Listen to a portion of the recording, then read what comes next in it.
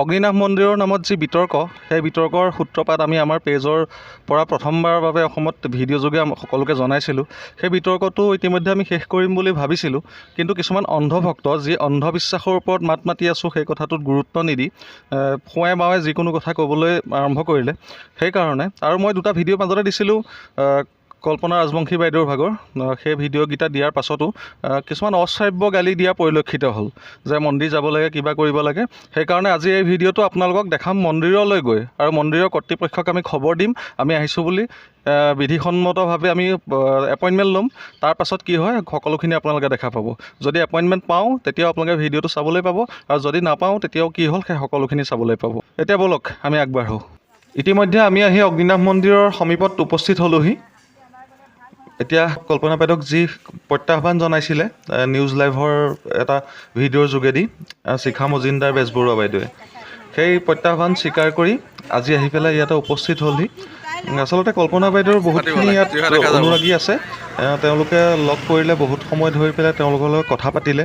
সেইকাৰণে আৰু সেই সময়তে আমাৰ লগত যি খুৰা আহিছিলে তেওঁ গৈ পেলাই মন্দিৰৰ যি কৰ্তৃপক্ষ সেই কৰ্তৃপক্ষৰ লগত কথা পাতি ভিতৰলৈ যোৱাৰ কাৰণে পাৰ্মিশ্যন ল'লে। যিহেতু আমি শৰাই বা চাকি দিবলৈ অহা নাই ইয়ালৈ, আমি আহিছোঁ তেওঁলোকৰ লগত কথা পাতিবলৈ, বা শিখা মজিন্দৰ বাইদেৱে কিয় মাতিছিলে কল্পনা বাইদেউক, বা কোনখিনি কথা ক'বলৈ বা কোনখিনি কথা সুধিবলৈ মাতিছিলে, তো সেই প্ৰত্যাহ্বানটোৰ কাৰণে ইয়ালৈ যিহেতু আহিছিলে সেইকাৰণে আমি আচলতে পাৰ্মিশ্যন লৈ পেলাই সোমাম। আগতেও কৈছোঁ মই যে সেই পাৰ্মিশ্যন লৈ পেলাই আমি সোমোৱাটো বিচাৰিছোঁ। আৰু মোৰো যিখিনি প্ৰশ্ন আছিলে অন্ধবিশ্বাসৰ বিৰুদ্ধে, যে চুলিত সেই যিটো জট লগা তেওঁ যিদৰে অপপ্ৰচাৰ চলাইছিলে, নাইবা যি সেই কাণত লোৱা ভাঁজটো যিটো তেওঁ অপপ্ৰচাৰ চলাইছিলে, আৰু এই ল'ৰা ছোৱালী হ'ব মন্দিৰলৈ আহক তেনেকুৱা ধৰণৰ যিবোৰ এডভাৰটাইজমেণ্ট কৰিছিলে, এডভাৰটাইজমেণ্ট বুলিয়ে কৈছোঁ কাৰণ তেওঁ কিছুমান স্পনচৰশ্বিপ ভিডিঅ' দি থাকে।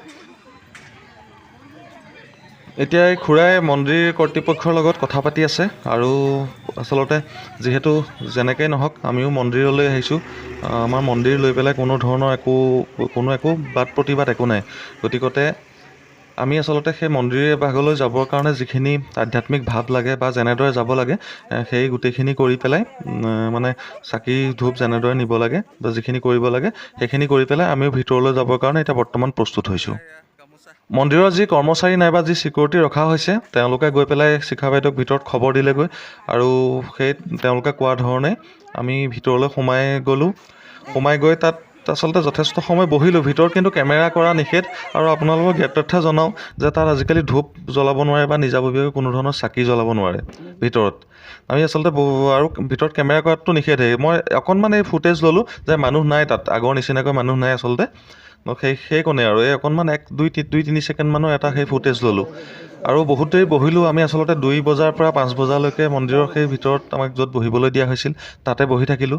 কিন্তু শিখা মজিন্দৰ বাইদেউৰ আহি পেলাই কল্পনা বাইদেউক লগ কৰিবলৈ বা আমাক লগ কৰি পেলাই মুখামুখি হৈ তেওঁৰ কথা পাতিবলৈ সৎসাহসকণ নহ'ল। লগ দি আচলতে কথা পতাৰ অকণো সাহস নাই, তথাপিতো সেই মন্দিৰৰ বাহিৰত ঠায়ে ঠায়ে সেই 2-এজনকৈ যি চোৰাংচোৱাৰ দৰে মানুহ লগাই ৰাখিছে সেইখিনি আচলতে আমাৰ দৃষ্টিত কেতিয়াবাই ধৰা পৰিল। যিহেতু আমি টকালৈ স্পনচৰ ভিডিঅ' নবনাওঁ, গতিকতে আমাৰ লগত মুখামুখি হ'বলৈ এটা সৎ সাহস থাকিব লাগিব। কাৰণ সম্পূৰ্ণ সৎ সাহসেৰে আজি গৈ অগ্নিনাভ মন্দিৰৰ কাষত গৈ থিয় হৈ আছোঁ। প্ৰতিজন মানুহে চিনি পাইছে এনেকৈ ছানৰুফত এগৰাকী মানুহে উঠি এটা চৌহদৰ আশে পাশে ঘূৰি ফুৰাৰ পাছত, এই ছানৰুফত উঠি ফুৰাৰ কথাটো কিন্তু সেই অনুৰাগীসকলৰ কাৰণে, তেওঁলোকক যাওঁ বুলি ক'বৰ কাৰণে এনেকৈ ছানৰুফত উঠি বাইদেৱে ভিডিঅ' বনাইছিল। এনেকৈ উঠি ফুৰাৰ পাছত লগা নাই যে কাইলৈ বা পৰহিলৈ ক'ব পাৰে যে তেওঁলোক আহিছিলে বুলি গম নাপাওঁ, তেনেকুৱা ধৰণৰ কথা। তো গতিকতে ইমানখিনি কৰাৰ পিছত ভিতৰত গম নোপোৱাৰ কোনো কথাই নাই। আৰু আপোনাৰ চোৰাংচোৱা সদৃশ শিখা মজিন্দৰ বেজবৰুৱা বাইদেউ চোৰাংচোৱা সদৃশ যি আপোনাৰ নিজৰ ব্ৰেণ্ড নেইমত আছে, আপোনাৰ কি আছে জানেই, ব্যৱসায়িক যি প্ৰতিষ্ঠান আছে সেই প্ৰতিষ্ঠানৰ পৰা যি চোৰাংচোৱা দৃষ্টি, সেই দৃষ্টিও আমাৰ চকুত নপৰা নহয়। আমি আচলতে নোকোৱাকৈ বহুতখিনি কথাই বুজি পাওঁ। ফেব্ৰুৱাৰী মাহতে মই যি প্ৰথমটো ভিডিঅ' দিছিলোঁ অন্ধবিশ্বাসৰ কথা কৈ, সেই কথাটো যদি শিখা মজিন্দৰ বেজবৰুৱা বাইদেৱে অন্ধবিশ্বাস বিয়পোৱা কথাটো সম্পূৰ্ণৰূপে বন্ধ কৰি সেই কথাটো বিয়পোৱাটো যে হয় সেইটো যদি এবাৰলৈ হ'লেও স্বীকাৰ কৰিলেহেঁতেন, আজি সেই দুৰ্ভোগ ভুগিবলগীয়া নহ'লহেঁতেন, বা আজি মন্দিৰৰ কাষত এই অৱস্থা নহ'লহেঁতেন। আৰম্ভণি কৰিছিলোঁ নাজিৰাৰ বৰবৰুৱা পুখুৰীৰ পাৰত, আৰু শেষ কৰিছোঁহি যোৰহাটত। ভিডিঅ'টোত আপোনালোকে দেখিলেই যে শিখা বাইদেৱে আচলতে ওলাই নাহিলে, 3 ঘণ্টা ধৰি পেলাই তাত বহি থকাৰ পাছতো এপইণ্টমেণ্ট লোৱাৰ পাছতো তেওঁৰ ওচৰত গৈ আমি কথা পাতিম বুলি ইমান লাইভ দিলোঁ বা 2-3 দিনৰ আগৰ পৰা কল্পনা বাইদেৱে বহুতখিনি তেওঁৰ ইউটিউবৰ যোগেদি ইউটিউব চেনেলৰ যোগেদি তেখেতে বহুতখিনি পোষ্ট দিছিলে ইমানখিনি জানে আচলতে তেওঁতো ছ'চিয়েল মিডিয়াত শিখা বাইদেউ বহুত এক্টিভ থাকে আমি জানো সেইটো ভালদৰে গম পাওঁ গতিকে তেওঁতো খবৰ নোপোৱাৰ কোনো কথাই নাই আৰু বাইদেউ ইমানখিনি মানে কল্পনা বাইদেউৰ ইমানখিনি অনুৰাগী তাত জমা হৈছে তাই গোটেই সেই পৰিৱেশটো দেখি তেওঁ ভিতৰত একো গম নোপোৱাকৈ থকা নাই তেওঁ চোৰাংচোৰাবোৰেও সকলোখিনি জানে কৈছোৱেই যে আমি কাৰোবাৰ টকা লৈ এনেধৰণে অন্ধবিশ্বাসৰ আমি প্ৰচাৰ যিহেতু নচলাওঁ যি অন্ধবিশ্বাসৰ প্ৰচাৰ চলাই তাৰ সদায় বিৰোধিতা কৰি আহিছোঁ আৰু সদায়ে কৰি যাম এটা কথা ক'বলৈ থাকি গৈছে যে যি ঠাইত পূজা অৰ্চনা কৰা হৈছিলে মন্দিৰৰ সেই চাৰিওকাষ গ্ৰীণ স্ক্ৰীণ লগাই ইতিমধ্যে বেৰি দিয়া হৈছে চাবলৈ নোৱাৰাকৈ কোনো বাহিৰৰ পৰা আচলতে কোনো একো নেদেখে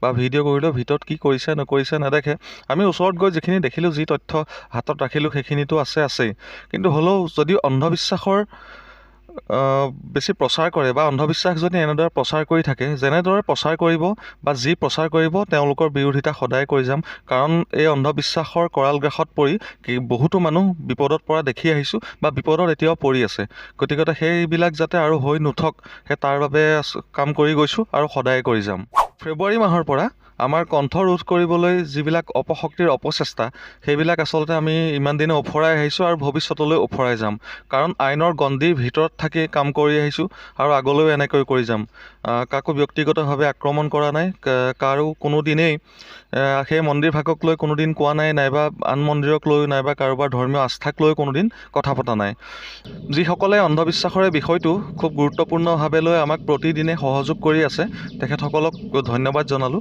এইখিনিতে আৰু এটা কথা কৈ থওঁ যে যিখিনি আচলতে অন্ধবিশ্বাসী সেই তেওঁলোকে যেতিয়া এগৰাকী মহিলাক উলংগভাৱে ৰাস্তাত মাৰপিট কৰি গছত বান্ধি যেতিয়া মাৰপিট কৰে ডাইনী বুলি তেওঁলোকে আচলতে সেইবিলাককো ছাপোৰ্ট কৰে গতিকে এবাৰ অন্ধবিশ্বাসী হোৱাৰ পিছত কিমান মানুহ নিষ্ঠুৰ হ'ব পাৰে সাধাৰণ সেই উদাহৰণটোতে আপোনালোকে বুজি ল'ব